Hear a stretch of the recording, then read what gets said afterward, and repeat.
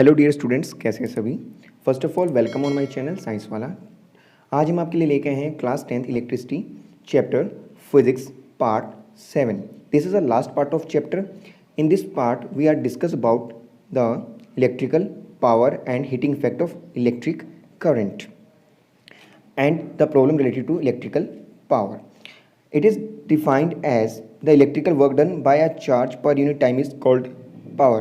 We was also knowing about that in the earlier class 9th. Work done per unit time is called as power. हम power के बारे में class 9th में भी पढ़ के आ चुके हैं कि mechanical work done per unit time that is power. Similar way here is a work done per unit time is called power. अब वर्क डन बेटा किसके द्वारा हुआ है यहाँ पे? Charge. We know that the charge is moving in a circuit from one point to another. This is known as potential difference. Clear? जो potential difference था उसने जो वर्क डन किया था चार्ज ने, वही सारी कहानी हम यहाँ डिस्कस करने वाले हैं. सो जितना उसने वर्क डन किया बेटा चार्ज ने, जितने टाइम के अंदर किया उसकी पावर हो जाएगी. So power is equal to work done per unit time and SI unit of the power is joule per second और watt we say. 1 watt we have defined as if 1 joule work done by a charge in 1 second. अगर किसी charge ने 1 second के अंदर 1 joule work done किया एक particular point तक आने के लिए, तब उसकी पावर क्या हो जाएगी? 1 वाट हो जाएगी. And some unit conversions, 1 kilo watt is equal to 10 to the power 3 watt, 1 mega watt is equal to 10 to the power 6 watt, 1 horse power is equal to 746 watt. Electrical power is also defined as rate at which the electrical energy is consumed. I hope बच्चों आपको जरूर समझ आ रहा होगा. So now we start the expression and derivation of electrical power. This is important. We know that from the definition of power, power is work done per unit time. Let it equation first. Now from potential, work done and charge relation, we know that potential difference is equal to work done per unit charge. And from here we make the work done formula, potential difference into charge. Clear? Let it equation 2. Now from the current charge time relation we get current is equal to charge upon time and charge is equal to current into time. Now put the value of the charge from equation 3rd into equation 2. अब हम work done वाला जो formula बनाए वहाँ पे आप charge की value को पुट कर देंगे. We get potential difference into charge into current into time. This is equation 4. Now put this value of the work done from 4 into equation 1. जब हम इक्वेशन 1 में वर्क डन की वैल्यू पुट करेंगे V cross I cross T, then we get T से T cancel हो जाएगा, power is equal to V cross I. This is a first formula of current. ये important formula है. Hence this is known as formula of the power in terms of potential and current. Potential और current के terms में power का formula आ गया. अगर आपको पोटेंशियल डिफरेंस गिवन है और करंट गिवन है तो हम पावर को इसी तरीके से कैलकुलेट करेंगे. और हमें पोटेंशियल डिफरेंस निकालना है, पावर गिवन है तो भी हम इसी तरीके से निकालेंगे. ठीक है, ये 3 फॉर्मूलाज मैंने आपको नीचे मेंशन किए हैं. Now we calculate the power in terms of the current and resistance. Second one formula, we know that from the Ohm's law V is equal to I cross R. Now put the value of the potential difference in equation 5. Potential difference in equation 5 we get P is equal to I cross I. इस जो potential difference की value हमारे पास आई है ऊपर from Ohm's law, इसे हम equation 5 में put कर देंगे V की जगह. जब V की जगह पावर वाले फॉर्मूला में पुट करेंगे तो आएगा I क्रॉस I. तो I और I क्या हो जाएगा? I square R. This is known as power in terms of current and resistance. Clear? This is also important. जब हमें करंट दिया हो, रेजिस्टेंस दिया हो, तब हमें पावर कैलकुलेट करनी है, तब इस फॉर्मूला का यूज़ करेंगे. एंड और चीज़ें भी हम यहाँ से कैलकुलेट कर सकते हैं. Now we calculate the power in terms of potential and resistance terms. We know that from the Ohm's law V is equal to I cross R and I is equal to V by R. Put this value of the current in equation 5 we get. जब हम यहाँ पे I की जगह value put करेंगे equation 5 में, we get V square by R. देखिए V cross V by R बन जाएगा, तो ऊपर वाला V स्क्वायर पुनः हो जाएगा. This is known as power in terms of potential difference and resistance. जब आपको पोटेंशियल डिफरेंस दिया और रेजिस्टेंस दिया तब हम इस फार्मूले से सोल्व करेंगे. Now next term is electrical energy. It is defined as the product of power into time. We know that what is energy? Power into time is called as energy and energy is also called as work done. देखिए first formula से हमारे पास power का formula क्या था? This is power work done per unit time. और हम जानते हैं कि वर्क डन क्या हो जाएगा? Power into time. तो बच्चों वर्क डन और एनर्जी में कोई डिफरेंस नहीं है, दोनों सेम होते हैं. तो एनर्जी का फॉर्मूला हो जाएगा power into time. Power should be in watts and time should be in seconds. ठीक है, जब हम एनर्जी निकालेंगे तो एनर्जी निकालने के लिए हमारे पास पावर किस में होनी चाहिए? वॉट्स में होनी चाहिए. और टाइम किस में होना चाहिए? सेकंड में होना चाहिए. ये आपकी कंडीशन आपको याद रखनी है. Electrical energy is equal to power into time. यहाँ जो एनर्जी में से इलेक्ट्रिकल एनर्जी कहेंगे. ऐसा unit of electrical energy is joule and we know that 1 watt into 1 second 1 joule. ठीक है, यहाँ से हम इसका यूनिट बना लेंगे. Calculate the electrical energy in kilo watt hour, that is the one electrical unit. अब हमें अगर 1 किलो वाट आवर को डिफाइन करना है तो हम ऐसे डिफाइन करेंगे, और 1 इलेक्ट्रिकल यूनिट को भी इसी तरह से डिफाइन करते हैं। 1 यूनिट इलेक्ट्रिसिटी, जैसे हम मीटर में कहते हैं ना हमारी इतनी यूनिट इलेक्ट्रिसिटी कंजप्शन हुई है, वो हम निकाल रहे हैं, उसमें कितनी एनर्जी होती है एक्चुअली में। It is defined as the 1 kilo watt power is consumed of the 1 hour is called 1 unit electric energy. जब हमारा कोई 1 किलो वाट का पावर अप्लायंस 1 घंटे के लिए चलता है, 1 घंटे के लिए हम उसे ऑपरेट करते हैं, तब उसकी जो 1 यूनिट इलेक्ट्रिसिटी कंजप्शन होती है। अब 1 यूनिट इलेक्ट्रिसिटी कंजप्शन में कितनी एनर्जी वेस्ट होती है, कितनी इलेक्ट्रिसिटी एनर्जी कंज्यूम होती है, वो हम निकालने वाले हैं। Electrical energy 1 kilo watt hour into hour, we know that 1 kilo watt is equal to 1000 watt, 1 hour is equal to 3600 second. दोनों को मल्टीप्लाई करेंगे तो सेकंड से सेकंड कैंसिल होगा, we get it 36 into 10 to the power 5। जब इसे significant figure में लेके जाएंगे तो हमारे पास आ जाएगा 3.6 into 10 to the power 6 joule. So 1 kilo watt hour और 1 यूनिट हमारे पास हो जाएगा 3.6 इंटू 6 जूल, यानी 1 यूनिट के अंदर कितनी एनर्जी हो जाएगी 3.6 into 10 to the power 6 joule, या 1 किलो वाट आवर की एनर्जी हो जाएगी 3.6 into 10 to the power 6 joule. हमारे पास 1 किलो वाट आवर की वैल्यू आ गई है, इतनी एनर्जी उसमें होने वाली है। From the calculation energy in kilo watt hour, then the power should be in kilo watt and time should be in hours. जब हमें एनर्जी निकालनी है तो उसमें यूनिट के अंदर निकालनी है, तो हम इसे किलो वाट आवर उसमें रखेंगे, ठीक है। Heating effect of electric current, next term, when the electric current is pass through a high resistance wire, then the resistance wire becomes very hot. बेटा ये भी एनर्जी ही है। This time is called heating effect of electric current. Expression बड़ा ही आसान है। We know that from the potential work done charge relation, potential difference is work done per unit charge, work done is potential into charge, equation 1. Similar, charge is equal to I cross T from current formula, and from Ohm's law V is equal to I cross R. Put these all values in that, we get the work done, I cross I, then formula becomes I square R cross T, ठीक है। this is work done is becomes heating energy, hence proved. This is very easy, this is known as Joule law of heating. ये बेटा बहुत ज़्यादा आसान है। जैसे हम हीटिंग एनर्जी को निकालें, कितनी हीट एनर्जी वो करेगा, तो हम उसमें क्या करेंगे, उसके रेजिस्टेंस के जो दिया हुआ है उसकी जो करंट है उसका स्क्वायर और टाइम से मल्टीप्लाई कर देंगे, यानी जितनी रेजिस्टेंस की वायर अपने पास जो है अप्लायंस है और जितने टाइम करंट उसके से पास हो रहा है और जितने टाइम के लिए हो रहा है, उन सारों का अगर हम प्रोडक्ट कर दें तो हमारे पास आ जाता है हीटिंग एनर्जी हो जाती है, ठीक है।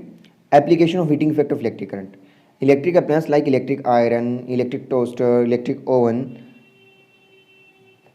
And room heater etcetera works on the heating effect of electric current. ये सारे जितने हीटिंग अप्लायंस है सारे इसी वर्क पे करते हैं। This effect help to electric bulb to producing light. Filament of bulb made up of tungsten metal whose melting point is 380 degrees Celsius, like gases argon nitrogen fill into it. It was used to the fuse to protect the circuit. Now problem based on the power energy and heating effect, ये important हो जाता है। How much energy is consumed when the current of 5 amperes flows through a filament of the heater having the resistance of 100 ohm for the 2 hours, expressed in joules. So सबसे पहले हमें given क्या है, current given है, resistance of filament given है, time given है। तो हमारे पास जब करंट है, टाइम है, रेजिस्टेंस है, हम पावर का कौन सा फॉर्मूला यूज़ करेंगे, power in terms of current and resistance. Do find the resistance, power आ जाएगी हमारे पास किलो वाट में, वाट में आ गई तो हम उसे किस में बदल लेंगे, किलो वाट में कन्वर्ट कर लेंगे। और हमें एनर्जी निकालनी है, किलो वाट आवर में निकालने के लिए कहा इसने, एक्सप्रेस इन जूल्स। तो हमारे पास आवर में टाइम है तो सबसे पहले हम उसे किलोवाट आवर में निकाल लेंगे, और किलोवाट आवर में हमें पता है कि 1 किलोवाट आवर की वैल्यू क्या है, 3.6 इंटू 10⁻6 जूल है। तो अपन उसे मल्टीप्लाई कर देंगे, हमारे पास आ जाएगी नेट एनर्जी कितनी होगी। ठीक है बच्चों, आई होप आपको समझ आ रहा होगा। Next numerical, an electric bulb is connected to a 220 volt power supply line if the bulb draws a current of 0.5 ampere, calculate the power of bulb, calculate the power of bulb। Potential difference बच्चों हमारे पास क्या है, 220 volt है, current इसमें से 0.5 ampere पास हो रहा है, पावर हमें निकालनी है। तो हम कौन सा फॉर्मूला यूज़ करेंगे, power in terms of potential difference and current, इसका यूज़ करेंगे और फर्स्ट फॉर्मूले से हमारे पास पावर आ जाएगी। नेक्स्ट है, an electric kettle rated at 220 volt and 2.2 kilowatt work for 3 hours. Time दे रखा है हमारे पास, पोटेंशियल दे रखा है, पावर दे रखी है। Find the energy consumed and current drawn. तो सबसे पहले मेरे पास गिवन टर्म्स उनको अपन लिख लिया। इलेक्ट्रिकल एनर्जी क्या होती है, पावर इनटू टाइम होती है। तो हम निकालेंगे इलेक्ट्रिकल एनर्जी, पावर हमें दे रखी है किलोवाट में, टाइम हमें आवर्स में दे रखा है, तो इलेक्ट्रिकल एनर्जी आ जाएगी 6.6 किलोवाट आवर, यानी आपकी जो कंजप्शन है 6.6 यूनिट हो गई है। ठीक है, 1 किलोवाट आवर क्या होता है आपका, 1 यूनिट होता है। करंट निकालना है, तो करंट निकालने के लिए हमारे पास पावर क्या होगा, पोटेंशियल और टर्म का यूज़ करेंगे और हम करंट निकाल देंगे। नेक्स्ट क्वेश्चन बेटा, a house 260 watt electric bulbs are lighted for 4 hours and the 300 watt bulbs for 5 hours every day. Calculate the electrical energy consumed for 30 days and find the amount of the bill for 30 days at the rate of 2 rupees per hour kilometre per hour. अभी आपका देखो जो है 5 marks का numerical आने के chance रहते हैं। तो सबसे पहले आप इसे सोल्व करते हैं। किस तरीके से करेंगे? When the 2 bulbs of 60 watt are lighted in 4 hours. तो सबसे पहले मेरे पास जो बल्ब है 60 वोल्ट के, उनकी पावर को ऐड कर देंगे और दोनों सेम टाइम के लिए ग्लो कर रहे हैं, तो इसलिए हमने उनकी पावर को ऐड कर दिया। नेट पावर आ गई, उनको टाइम सेम था, एनर्जी सेम आ जाएगी। ठीक है, इस तरीके से हमने सोल्व कर लिया। फिर अपने 3 बल्ब थे 100 वाट की, वो भी सेम टाइम के लिए हो रहे हैं, तो अलग टाइम के लिए हो रही है, इसलिए अपने अलग किया। अगर ये सारी की सारी चीज़ें एक ही टाइम के लिए होती तो आप सारी पावर को पहले कंबाइन कर देते हैं और फिर टाइम से मल्टीप्लाई कर देते हैं, तो हमारे पास अलग अलग एनर्जी आ जाएगी। ठीक है, फिर अपन करेंगे टोटल एनर्जी कंज्यूम्ड, तो दोनों एनर्जी को कंबाइन कर दिया। फिर total energy consumed for 30 days, हमारे पास एक दिन की एनर्जी तो आ गई, फिर 30 डेज है तो 30 से मल्टीप्लाई कर देंगे। ठीक है, फिर now the rate of the 1 kilowatt hour energy consumption 2 rupees है, तो इतने की कितनी हो जाएगी, इससे मल्टीप्लाई कर देंगे, तो 118.8 रुपीज़ 118.8 रुपीज़ हमारा अमाउंट आ जाएगा बिल का। इस तरह से बच्चों हम बिल को कैलकुलेट करते हैं। आप अपने देखोगे मीटर की रीडिंग जो है और यूनिट पर रेट है उसे कैलकुलेट करके विदाउट सब चार्जेस और जीएसटी एक्सेट्रा आगे आप अपने बिल का अमाउंट चेक कर सकते हो मीटर का। A 2 kilowatt hour heater and 200 watt TV and the 300 watt lamps are switched on from 6 pm to 10 pm। अब आपके पास टाइम दे रखा है, टोटल कॉस्ट भी दे रखा है, तो आप इसमें निकालेंगे, बिल निकालना अपने। देखिए सारे अप्लायंस क्या कर रहे हैं, इक्वल टाइम के लिए ऑपरेट हो रहे हैं फॉर 4 आवर्स। टाइम निकालिए, 6 से 10 pm के बीच में कितना टाइम हमारा ऑपरेट हुआ, 4 आवर्स। टाइम है, टोटल पावर है 2 किलोवाट, 200 वाट एंड 300 वाट, तो हम सारों को किस में बदल लेंगे, किलो वाट में बदल लेंगे। 2.5 किलोवाट नेट पावर आ गई। एनर्जी कहते हैं power into time, so power should be in kilowatt and time should be in hours. 10 kilowatt hour हमारे पास आ गया। कॉस्ट ऑफ 1 आवर इतना है, 10 का इतना आ जाएगा। बिल अमाउंट 55.5 रुपीज़ आ जाएगा। Next type of numerical, an electric fan runs for the 230 vote mean current following through the 0.5 ampere at the rate electrical energy of the transfer for fan, कितनी energy आएगी। अब electrical energy transfer means क्या होता है बेटा, rate of doing work, electric energy doing per work that means power. Potential difference given है, current given है, power निकालनी है। पावर क्या होगा, पोटेंशियल डिफरेंस और करंट के फॉर्मूला से हम निकाल देंगे, 92 जूल पर सेकेंड। ठीक है, power energy transfer 92 joule energy transfer per second, ये होती है आपकी पावर। फिर से several electric bulb design to be use to be 220 volt, हमारे पास कुछ इलेक्ट्रिक बल्ब ड्रॉ किए गए जिसका कंजप्शन कितना, ये इंपॉर्टेंट है बेटा, न्यूमेरिकल एनसीईआरटी का काफ़ी इंपॉर्टेंट न्यूमेरिकल हो जाता है। Several electric bulb design to be used on 220 volt electric power supply line are rated as 10 watt, कितना रेट दिया उसे, 10 वोल्ट का रेट दिया। How many lamps can be connected, so सबसे पहले हमारे पास देखिए 220 वोल्ट पावर सप्लाई दी है, बहुत सारे सेवरल, उसने कुछ बल्ब की बात कही है, बल्ब हमें नहीं पता कितने निकालने हैं। आर रेटेड 10 वोट, यानी उनकी पावर के 10 वोट से रेटेड किया गया उन्हें। How many lamps can be connected in the parallel with each other, कितने हम पैरेलल में कनेक्ट कर सकते हैं एक दूसरे के साथ across the 2 wires of 220 volt line of the maximum allowable current is 5 ampere, current हमें गिवन है। सो 1 बल्ब के लिए निकालते हैं। पावर है हमारे पास 10 वोल्ट एक बल्ब की, पोटेंशियल डिफरेंस हमारे पास एक बल्ब के लिए 220 वोल्ट है, तो हम यहाँ से क्या निकाल सकते हैं, रेजिस्टेंस निकाल सकते हैं। तो अगर हमारे पास एक बल्ब का इंडिविजुअल रेजिस्टेंस आ जाता है तो हम सारों को पैरेलल में कनेक्ट करके कंबाइंड रेजिस्टेंस निकाल सकते हैं। सो हमारे पास इंडिविजुअल बल्ब का रेजिस्टेंस कितना आ गया, 4840 ओम आ गया। ठीक है बेटा, let the total number of the bulbs is X, हमने टोटल नंबर ऑफ बल्ब्स को मान लिया एक्स। ठीक है, सो गिवन हमारे पास करंट 5 एम्पियर है, पोटेंशियल डिफरेंस 220 वोल्ट है। इसने कहा कि अलाउेबल करंट कितना है 5 ampere. From Ohm's law V is equal to I cross R, हमारे पास क्या होता है V cross I cross R। So equivalent resistance हमारे पास आ जाएगा, क्योंकि हमारे पास टोटल करंट दे दिया, टोटल पोटेंशियल हमारे पास गिवन है, क्योंकि पोटेंशियल कभी चेंज नहीं होता है पैरेलल कॉम्बिनेशन में। सो हमारे पास नेट करंट गिवन था, इसे हमने रेजिस्टेंस लगाया और इक्विवेलेंट रेजिस्टेंस निकाल दिया, 44 ओम आ गया, क्योंकि पैरेलल में तो इक्विवेलेंट रेजिस्टेंस कम होना चाहिए। अब हमारे पास इक्विवेलेंट रेजिस्टेंस का फॉर्मूला हमारे पास होता है, now the X number of the bulbs of the resistance 4840 ohms are connected in parallel gives the 444 equivalent resistance. So equivalent resistance हमारे पास गिवन है, तो अपन एक्स बल्ब लगाए, तो मैंने क्या किया 1/R1/1/R2 जो हमारे पास एक बल्ब का था उससे मैंने किसको मल्टीप्लाई कर दिया, एक्स से मल्टीप्लाई कर दिया। दैट्स अ सिंपल, चाहे उन्हें ऐड करें चाहे मल्टीप्लाई करें कोई फ़र्क नहीं पड़ता है, क्योंकि अपन उनको ऐड ऑन करेंगे तो भी सेम रिलेशन होगा, सेम बल्ब्स हैं तो अपन उसे मल्टीप्लाई कर दिया। तो यहाँ से बेटा हम एक्स की वैल्यू निकाल लेंगे, और बहुत ज़्यादा ईजी और बहुत ज़्यादा इंपॉर्टेंट न्यूमेरिकल हो जाता है ये वाला। Next is 8th, a electrical heater of the resistance of 8 ohms draws the 15 ampere from the service mains of 2 hours, calculate the rate at which the heat is develop in the heater.